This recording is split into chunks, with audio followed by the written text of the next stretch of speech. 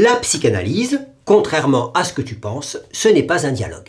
C'est bien plutôt un monologue, la plupart du temps. Parfois, le psychanalyste dit quelque chose. Et ça te semble d'autant plus précieux que c'est rare. D'autant que ça vient de quelqu'un qui t'a entendu dire ce que tu dis à personne d'autre. Alors, tu te confesses? Les confessions, tu en as vite fait le tour. Qu'est-ce que tu as à avouer? Les misères qu'on te fait? Que tu t'es fait à toi-même? La honte? Ce que tu te reproches? Franchement, ça va pas très loin tout ça. Tu te masturbes, tu bois, tu désires qui tu ne voudrais pas désirer, tu aimes et tu n'es pas aimé, tu n'aimes pas qui tu devrais aimer, tu n'aimes pas comme tu devrais aimer, tu aimes quelqu'un que tu ne désires pas, ou plutôt tu aimes mais tu ne jouis pas avec qui tu aimes. Et puis il y a les phrases qui t'ont été dites et qui t'ont marqué à jamais, et tu ne sais pas pourquoi. Il y a des événements qui restent inoubliables, des expériences, des premières fois qui te semblent avoir décidé de tout dans ta vie. Et puis il y a les choses que tu ne peux pas t'empêcher de faire ou de ne pas faire. Ces pensées que tu ne peux pas t'empêcher d'avoir. Il y a les petites histoires que tu appelles à la rescousse pour jouir tout seul ou avec ton partenaire. Ces petits scénarios-là, tu peux les trouver stupides, dégoûtants, infâmes. Et pourtant, il te faut ça pour jouir. Et ça, c'est souvent le plus difficile à confesser. Souvent, pour le dire, tu attends d'être sûr que le psychanalyste pourra le supporter. Oui, il supporte, il est là pour ça. Et déjà, ça te fait un bien fou que quelqu'un écoute ça, sans piper mot, ni te faire la morale, toutes tes horreurs, tes péchés, tes défaillances, tes jouissances honteuses.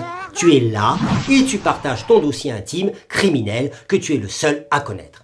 Et voilà que ce dossier, tu le partages. Et dans ce théâtre, tu es à la fois l'accusé, le procureur, l'avocat et le psychanalyste. Lui, s'il est un juge, il est indulgent. Et il te dit pas « Amen », mais « à la prochaine ». Et ça vaut absolution, si je puis dire. Mais tu peux aussi l'accuser, lui, ton psychanalyste, te faire son procureur. Il ne fait rien pour toi. Écoute-t-il vraiment? Est-ce qu'il serait indifférent? Ou trop intéressé par des propos qui n'en valent pas la peine, que tu glisses à la fin d'une phrase d'un ton quelconque pour le tromper? Mais en fin de compte, que veut-il exactement, ce muet? Est-ce qu'il t'aime? Peut-il te perdre? Mais il est aussi ton avocat, ton analyste, puisque tu lui confies ta plainte et qu'en la répétant, elle devient plus claire à tes yeux. Et lui, il ne dit rien. Et qui ne dit mot consent, alors tu présumes qu'il est avec toi. Bon. Mais l'analyse, ce n'est pas ça. Ça, c'est l'enveloppe. D'accord, tu te plains contre tes parents qui ne t'ont pas aimé assez, ou trop, ou pas comme il fallait. Il y a toujours quelque chose qui n'a pas été à sa place, ou qui a pris trop de place, quelque chose de loupé, et puis quelqu'un de loupé, et ce quelqu'un, c'est toi. Mais encore une fois, ce n'est pas ça l'analyse. Ton dossier, ce n'est pas tes confessions, ton histoire, ta biographie, ta famille, papa, maman, la sœur et tonton et tata et taratata, les copains, les vacances et la main de ma sœur dans la culotte du... Voilà, tu sais tout. L'analyse, ce n'est pas de dire ce que tu n'as jamais dit à personne, ce n'est pas de dire ce que tu sais, c'est de dire ce que tu ne sais pas. Ça, c'est beaucoup plus fort. C'est un secret que personne ne peut extorquer. Et ça, ce n'est pas dans ton dossier. Ce n'est écrit nulle part. C'est entre les lignes. C'est écrit à l'encre sympathique. Une encre incolore qui reste invisible tant qu'on ne la soumet pas à l'action de la psychanalyse. Au fond, tu vois, tu es habité par un message secret. Mieux, tu es un message secret. Voilà, tu sais tout sur ce qui se dit de différent dans une analyse. Ça te paraît une idée folle?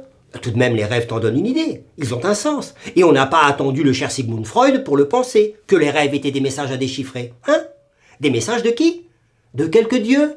Ce dieu que, depuis Freud, on appelle inconscient.